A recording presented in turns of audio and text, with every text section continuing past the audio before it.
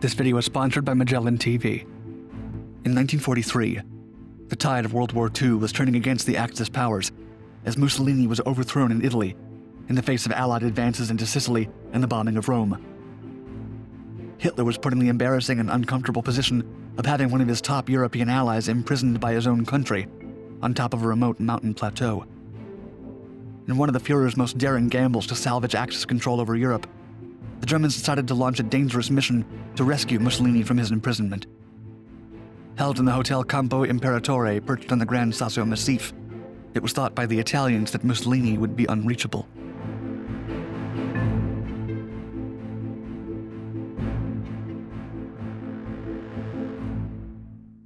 Landing gliders on top of a mountain to rescue a deposed dictator from a 7,000-foot-high prison, it was one of Germany's more daring and successful special forces raids of World War II.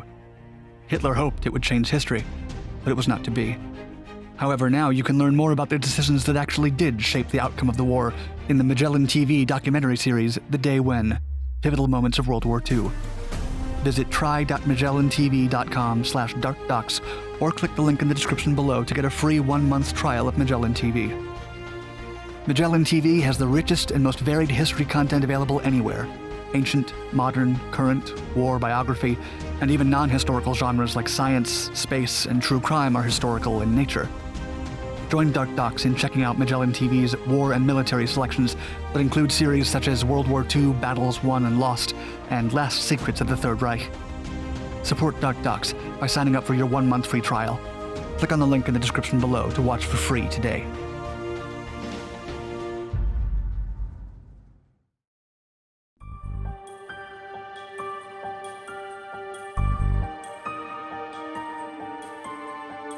Soon after the Allies invaded Sicily and bombed Rome in July of 1943, the Grand Council of Fascism voted in a motion of no confidence on Benito Mussolini on the night of July 24th. In the early hours of the morning, King Victor Emmanuel III replaced Mussolini with Pietro Badoglio and had Mussolini arrested. Enraged, Hitler immediately ordered Otto Skorzeny to locate the arrested fascist leader so that General Kurt Student could retrieve him. Of General Student, Hitler allegedly said that he was, quote, the right man for this sort of thing. Mussolini was first held in the Tyrrhenian Sea islands of Ponza and La Maddalena, and then at Campo Imperatore Hotel in Gran Sasso on the mountain plateau. The ski resort treated Mussolini mostly as a guest. All hotel guests were kicked out, and 200 officers were placed at the resort to guard the deposed fascist leader. Skorzeny tasked Student with carrying out a glider rescue, as a paratrooper assault was viewed as too costly and likely to be unsuccessful. The force assembled would include 12 DFS-230 gliders, German troops, and 16 SS officers from the hunting group 502.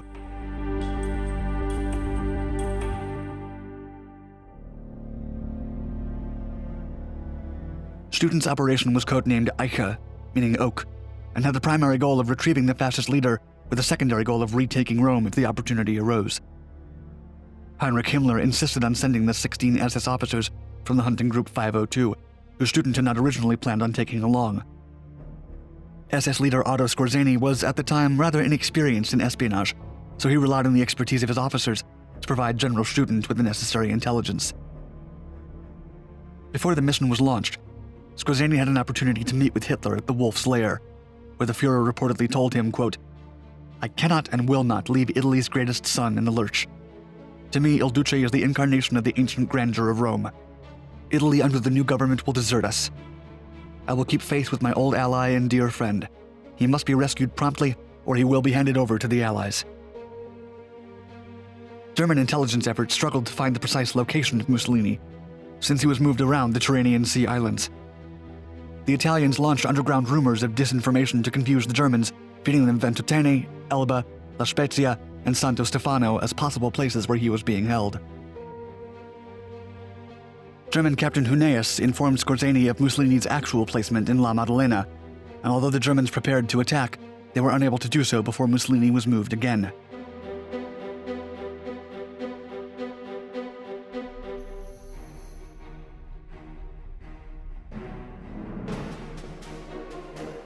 On September 1st, Mussolini was taken to Campo Imperatore in central Italy. By intercepting a radio message and providing £100,000 in counterfeit banknotes to Italians, which had been forged during Operation Bernhard with the intention of using them to collapse the British economy, Otto Skorzeny was able to gather that Mussolini was captured at the Mountain Hotel by September 8th. The same day, Italy publicly announced its armistice with the Allied powers. The fear that Mussolini could be turned over to them at any minute made Operation Ica more pressing than it had been before, as retrieving him from a British prison would be impossible. Major Harold Morse was ordered by Student to begin preparations to execute the mission starting on September 11th.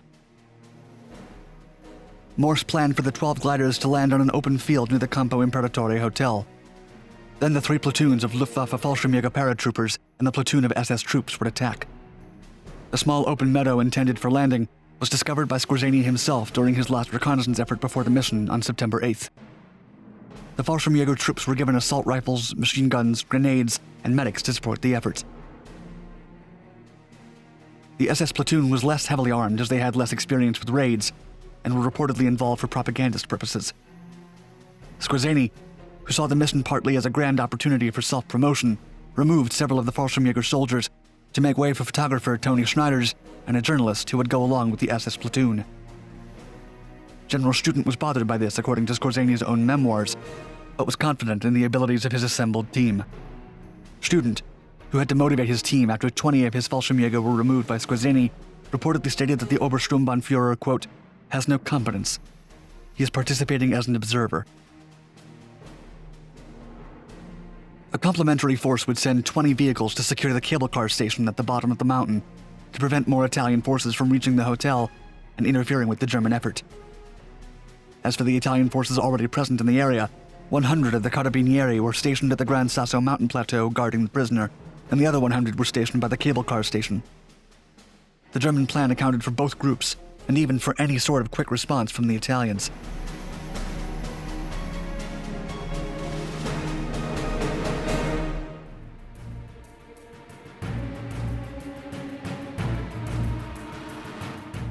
The operation was supposed to commence at 7 a.m. on September 12, 1943, but the gliders arrived late at the Pratica di Mare airbase near Rome, so takeoff was delayed until 1 p.m. Things did not start out smoothly. Of the 12 DFS 230 gliders, each of which carried 9 soldiers and their respective pilot, 2 crashed during takeoff, as they were being towed by Henschel HS-126 planes. The 10 planes left took off between 1:05 and 1:10.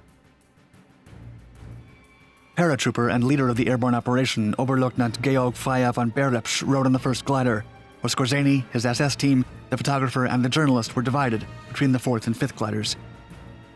The leading 3 Henschel HS-126 planes flew an additional loop to gain height, which they believed would prevent a collision with the Alban Hills.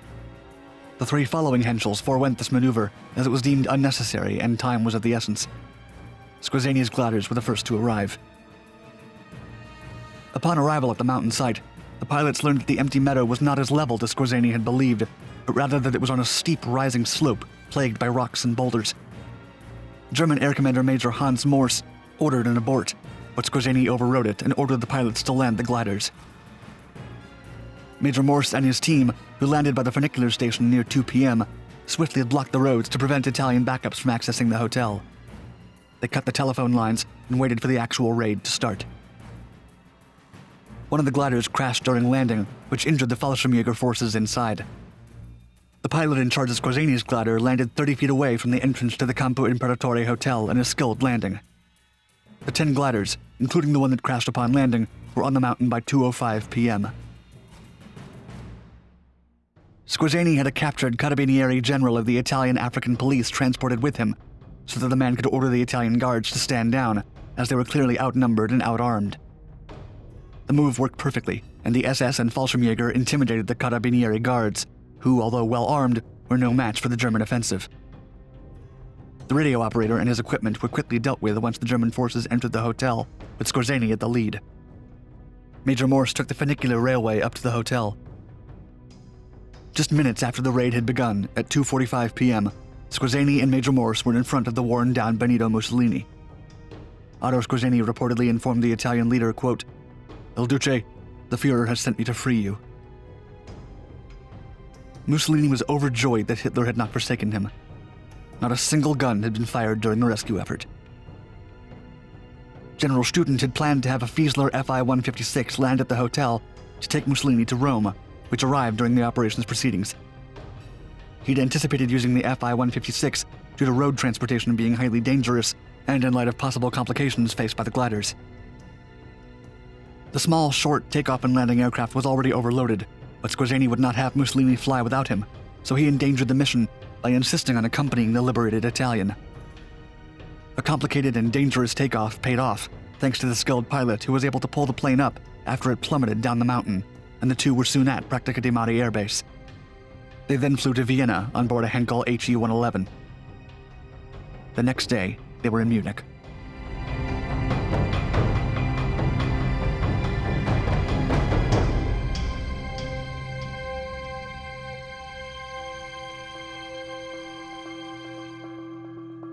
The successful operation was one of Hitler's last victories during the war. Hermann Göring, president of the Reichstag, used it for propaganda during the following months. Squarzani and the special SS forces were credited for the operation by Joseph Goebbels, Minister of Propaganda, and Squarzani was promoted to Sturmbannführer and gained a reputation for being, quote, the most dangerous man in Europe. 3 days after his rescue, Mussolini was taken to the Wolf Slayer, where Hitler was said to be upset to see him so run down and defeated. Yet Mussolini was pressured to create a new government, the Italian Social Republic, which was instituted in the town of Salo 11 days after he was rescued. The new regime, however, faced loss after loss at the hands of Badoglio's Italy and the Allies. As one of Mussolini's last strong-hand actions, and under pressure from the Germans, he planned and carried out operations against several traitors from his previous government. He used his last years of freedom to write memoirs, and in an interview in January of 1945, he told Madeleine Mollier, quote, "Yes, madam, I am finished. My star has fallen. I have no fight left in me. I work and I try, yet know that all is but a farce. I await the end of the tragedy, and strangely detached from everything, I do not feel anymore an actor. I feel I am the last of spectators." In April, he was captured one final time by pro-communist forces of the 52nd Garibaldi Brigade near Dongo by Lake Como.